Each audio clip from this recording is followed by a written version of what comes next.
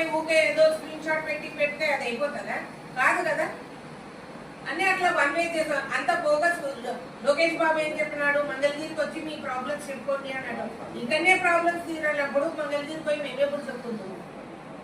కోడుమూరు నియోజకవర్గంలో కోడుమూరు ఇంతవరకు ఒక అభివృద్ధి కార్యక్రమం కానీ మంచి డెవలప్మెంట్ ఏదైనా చేసినాం అనేది లేదు ఈ 1 year లో.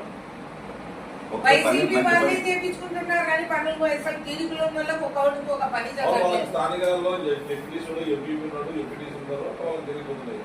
వాళ్ళకి కాదు తీర్మానాలు